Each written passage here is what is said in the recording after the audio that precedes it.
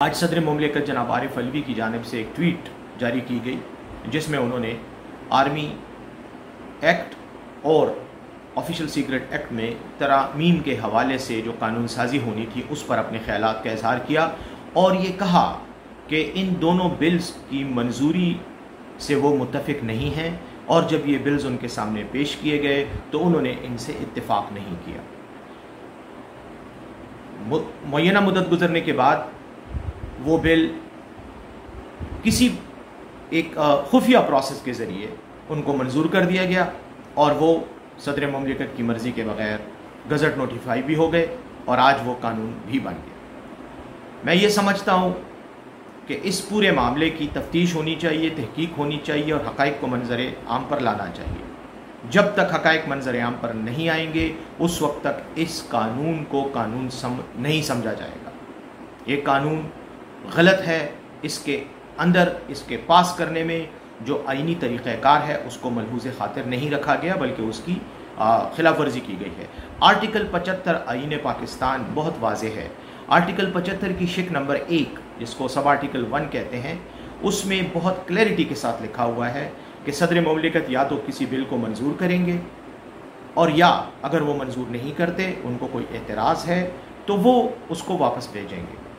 اس میں کسی تحریری طور پر کسی کمنٹ دینے کے یا تحریری طور پر کسی ادارے کو، چاہے وہ پارلیمنٹ ہو چاہے وزارت قانون ہو، ان کو مطلع کرنے کی کوئی ضرورت نہیں ہے کیونکہ آئین میں یہ درج ہی نہیں ہے، یہ تقاضا ہی نہیں ہے۔ آئین میں صرف ایک اصطلاح استعمال ہوئی ہے کہ اگر صدر مملکت چاہیں تو میسج کے ذریعے وہ متعلقہ ادارے کو، وزارت قانون یا پارلیمانی امور کو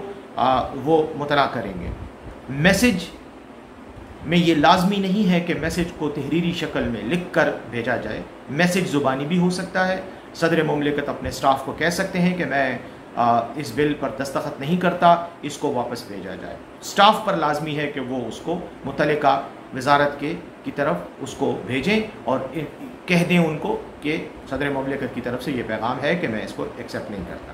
پھر کیا ہوگا؟ پھر وہی بل دوبارہ پارلیمنٹ کے سامنے پیش ہوگا اور پارلیمنٹ کے مشترکہ اجلاس میں وہ منظور کیا جائے گا اور جب منظور ہوگا تو تب وہ صدر مملکت کے پاس واپس آئے گا۔ جب واپس آئے گا تو پھر آرٹیکل 75(2) یعنی اس کی شق 2 سب آرٹیکل 2 کے تحت صدر مملکت اگر اس کو ایکسیپٹ نہیں کرتے، اس کو اسینٹ نہیں دیتے، اس کی منظوری نہیں دیتے تو وہ آٹومیٹیکلی قانون بن جائے گا۔ اس وقت صدر مملکت کی ٹویٹ اور آج کا جو تنازعہ ہے یہ آرٹیکل 75(2) سے اس کا کوئی تعلق نہیں ہے، اس کا تعلق آرٹیکل 75(1) سے ہے۔ یعنی صدر مملکت کے پاس بل آیا، انہوں نے اس سے اتفاق نہیں کیا اور اس کو متعلقہ ادارے کو واپس بھیج دیا۔ اب متعلقہ ادارے کا یہ کام تھا کہ وہ اس کو پارلیمنٹ میں دوبارہ ٹیبل کرتی،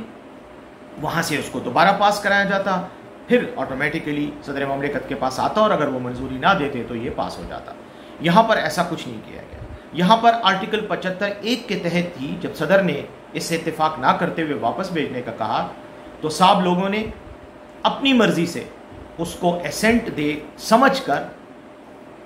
آج اس کا گزٹ نوٹیفیکیشن کر دیا۔ اب یہ ایک الگ بات ہے کہ آج ہی یہ گزٹ نوٹیفیکیشن کیوں ہونا تھا، اس کی کچھ سیاسی وجوہات ہیں جن پر آپ بہت اچھی طرح سمجھتے ہیں کہ آج کل جن لوگوں کو ٹارگٹ کیا جا رہا ہے، جن لوگوں کو کٹہرے میں کھڑا کیا گیا ہے، جن کو غدار پاکستان ڈکلیئر کرنے کی بھرپور کوشش کی جا رہی ہے، جن کو جیلوں میں ڈالنے کی کوشش کی جا رہی ہے، انہی کے لیے یہ سارے اقدامات کیے جا رہے ہیں۔ بہر صورت آج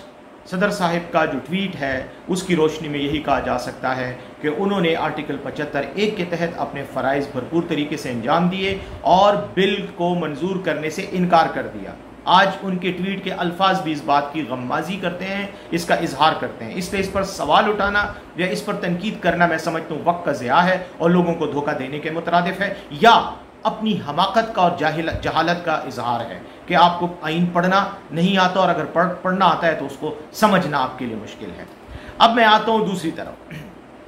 اب ہونا کیا چاہیے؟ ہونا یہ چاہیے کہ اس پر بحث کرنے کی بجائے کہ یہ قانون بن گیا ہے، یہ نہیں بنا، ہمارے پاس 2 راستے اور ہیں بلکہ 3 راستے ہیں۔ ایک تو یہ ہے کہ صدر مملکت ایک خط لکھیں سپریم کورٹ آف پاکستان کو आर्टिकल 186 के तहत सुप्रीम कोर्ट ऑफ पाकिस्तान इसको रेफरेंस के तौर पर कबूल करते हुए इस पर अपनी कार्रवाई करे और ये फैसला करे कि इस कानून की क्या हैसियत है। दूसरा तरीका ये है कि आर्टिकल 184 के तहत इसको पिटीशन के तौर पर एक अवामी पब्लिक इंटरेस्ट पिटीशन के तौर पर इसको सुप्रीम कोर्ट में इसको चैलेंज किया जाए। वो कोई भी शख्स कर सकता है, पाकिस्तान का शहरी हो, किसी सियासी पार्टी का